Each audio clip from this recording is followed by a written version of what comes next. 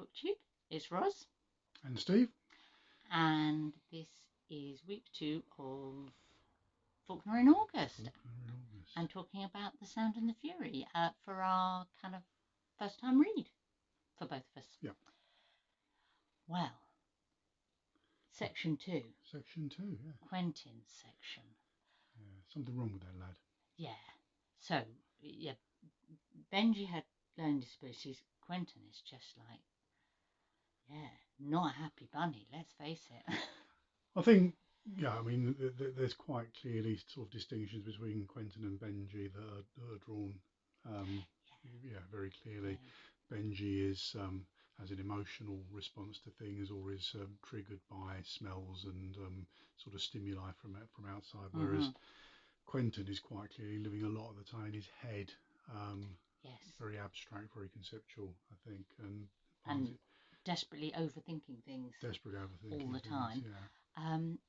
Although, having said that, he also is kind of triggered by smells and so on, isn't he? Because the big recurring kind of theme is the honeysuckle. Yeah. Yeah. Or one of the recurring themes, I guess. Yeah, but that has an abstract thing for him. I think he makes connections in a way that Benji doesn't. And for me, I think Quentin is very much tied up with a lot of ideas and beliefs that he has about things like honour and time. Time, I think, is an interesting one for Benji and for Quentin. Yes. And I think that also links to shadows. Yes, lots and lots of. He's endlessly talking about his shadow, isn't he? And how he's catching his shadow or losing his shadow, or. Yeah, and I guess that's the idea, is that sometimes we trail our shadow and sometimes our shadow precedes us, doesn't it? And I suppose it's about what he's walking into, which he can't get away from, in terms of if his shadow is in front of him, but behind him there is also a shadow that he's carrying, whether it's his family past or the past of the South or other kinds of things. So I think that yes, there's a strong sense of doom in this chapter. Maybe doom's too strong a word. Would you say? I mean, it's about for me. I mean, the whole thing is about this idea of loss, of things falling apart, if you like. Yes, looking back on a time when things, as with all nostalgia, isn't it? Things used to be great, and now they're not, and the people who are around today don't quite live up to the governors and the generals of previous times. Yeah, and poor old Quentin has the weight of expectation on him, doesn't he? He's got to go to Harvard.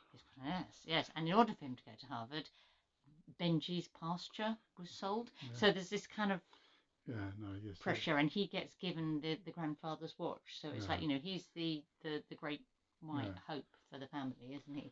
And he can't live up to it. Yeah, although his father doesn't seem to give him much support in that. His father sort of, undermines him. He does. A very sort of cynical sort of view. Nihilistic kind of view his father has, doesn't he? Very, I don't know, maybe that's the wrong word. But okay, yes, he's, You wonder if there's some conflict between parents. I mean, whether Quentin has got this idea from his mother that there is a history and there's a family honour. It's the Compsons, isn't it? The family with a history, and his mother says that Jason is the one who she feels she's in tune with, and Jason is the one who's like her family. So that's another way in which Quentin fails, really, because he doesn't manage to please either parent. And I think that's part of it for him, though, isn't it? He's trying to find something that he can hang on to that will please them both. And he can't hang on to his sister either. No, indeed, yes. And this idea that him claiming to be the father of her child will somehow be more honourable than for her. It lets her off the hook, but it puts him and, to a degree, the family in a worse position. And his father doesn't believe him anyway, and nor do we ultimately. It's although you do feel it's something like maybe something that he might have wished, or he thought that Caddy might have, if he'd pushed it, it might have happened. It's not feeling of it being a completely abstract idea. No. Yeah. Having sex with Caddy, it's quite, it's like only just outside reality, as it were. Yeah. And the way they fight at certain scenes, and they're quite kind of physical with each other sometimes. Yes, it's interesting. Yes, yes, he speaks about him being a virgin still, doesn't he? So So. I suspect this will come out in the next two sections as well, but the kind of attitude to Caddy's sort of sexual activity is interesting, because it's almost not as kind of shocking, it seems, to the family as I would have perhaps expected it to be at that time. Well, the father doesn't seem to care, does he? I mean, the father intellectualizes it and sort of says, virginity is just a concept that's created by men, which is very pre-feminist of him. Yes. It means a lot to Quentin. And the mother is curiously distant, as you say. I mean, the next episode will be about Jason, and so we may see more of the relationship with the mother in that.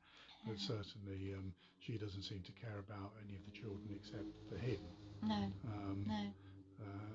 And seems quite distant from their emotional well-being. So, thinking about the structure of the chapter, it's all stream of consciousness again. Oh yes. Like the first section, not so many different episodes in time, as it were, as in the first. You're going between sort of 2 or 3, really, aren't you? Kind of the present, the day that it's set, and then some sort of flashbacks, I guess. Yeah, I mean there are flashbacks to the wedding day and before that as well. Yeah. The thing that really, really struck me, I think, about this section was the use of symbolism. That was the biggie for me, and more so than in Benji's section, I guess, because, as you say, Quentin's a more abstract thinker, and almost that's then reflected in the way that it's written. Yeah. I think so. Yeah.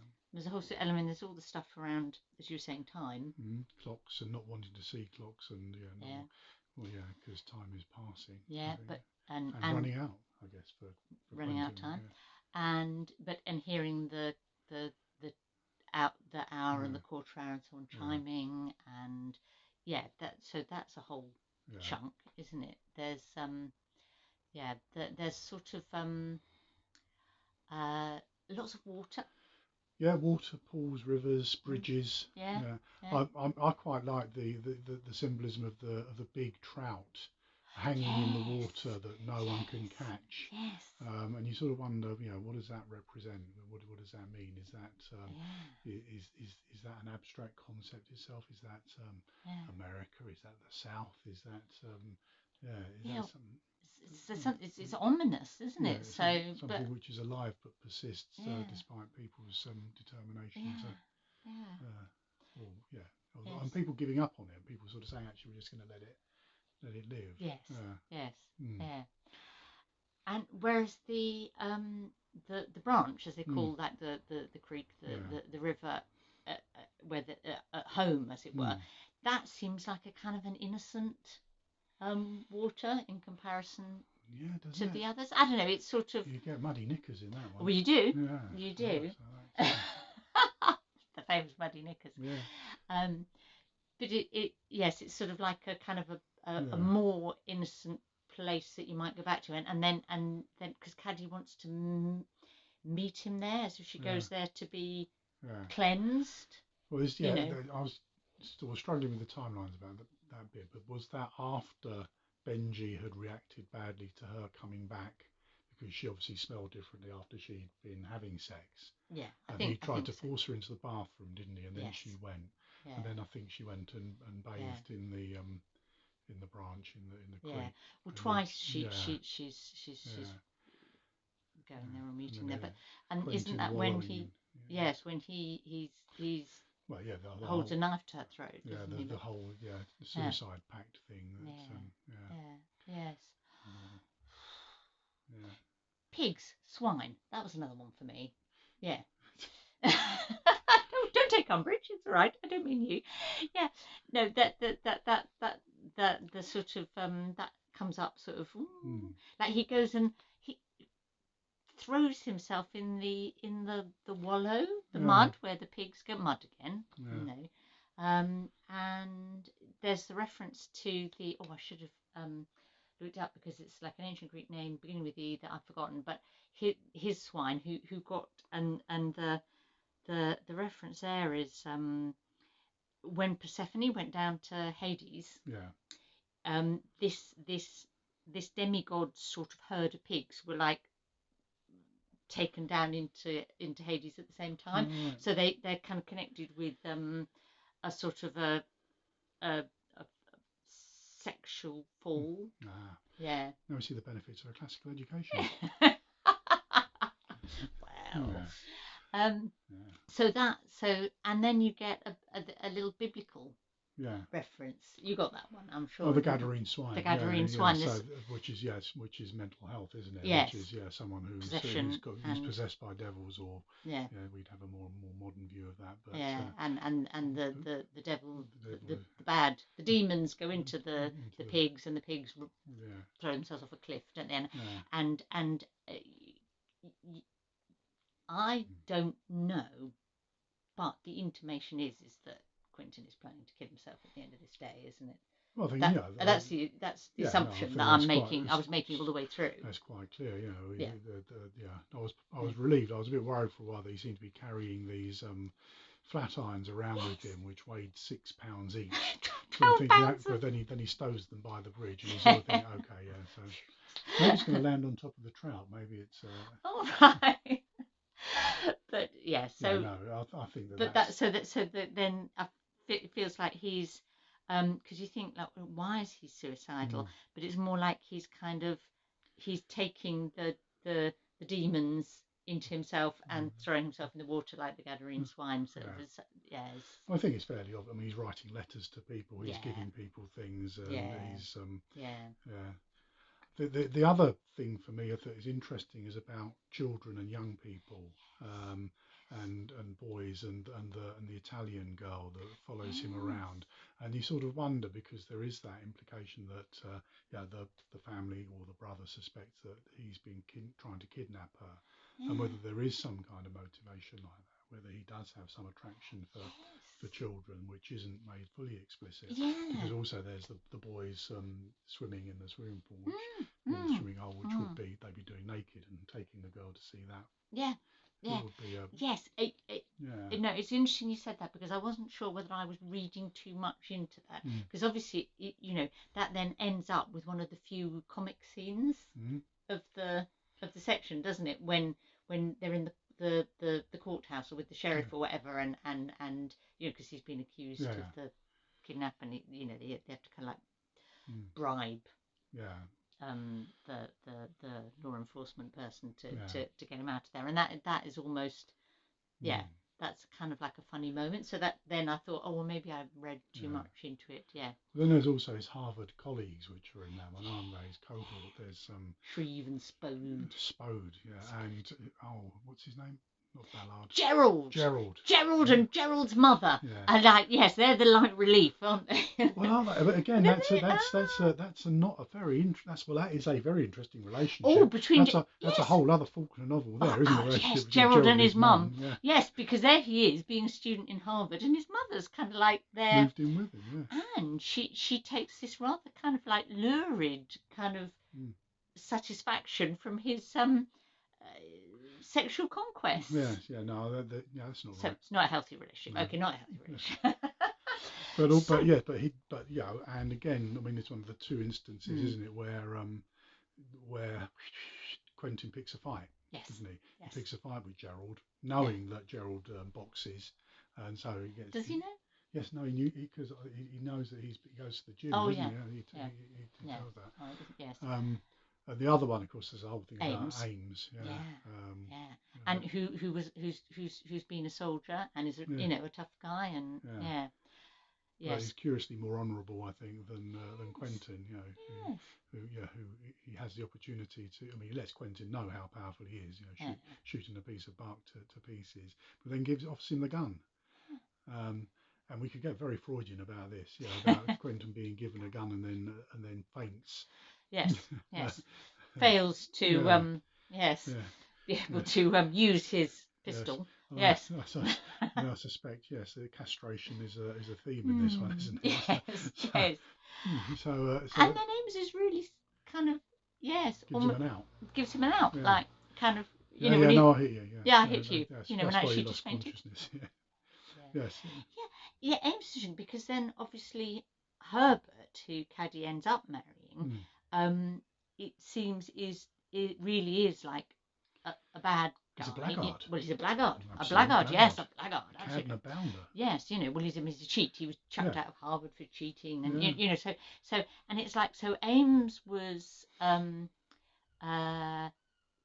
perhaps a more decent person, but he was socially unacceptable to the family, and so then she ends up with Herbert, who is socially perhaps a bit more acceptable. He's certainly better off, although vulgar. He's vulgar, isn't he? Well, I mean, it's interesting because Ames is a seducer, but he's shown to be quite an honourable person. And he's concerned Quentin, about Caddy. Concerned about it. So so he's shown to be honourable in that regard. But Quentin sees him as being dishonourable. Yes. But he also sees Head. Was it Head? No, Herbert. Herbert as being dishonourable. But then anyone who Caddy got together with is going to be bad in his eyes, isn't he? And of course he has his failed attempt at losing his virginity with Natalie, and Caddy puts a stop to that. So so on one level she does want to keep him for herself.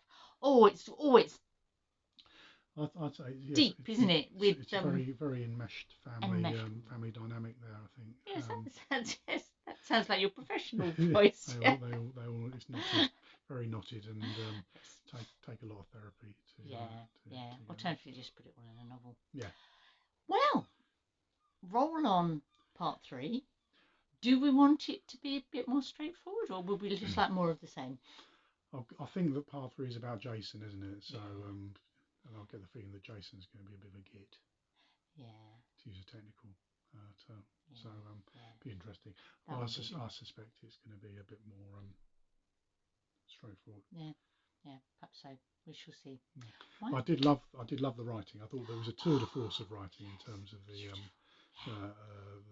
the stream of consciousness stuff. Yes. That the very long conversation and argument with his father, where you go I he, and that you just get into that rhythm. Otherwise, just superbly done. Oh, absolutely. And that thing where you almost get like half a sentence, and then which is, of course, is what you do when you're thinking and talking and discussing. Thoughts fragmented by other thoughts, and which then come back.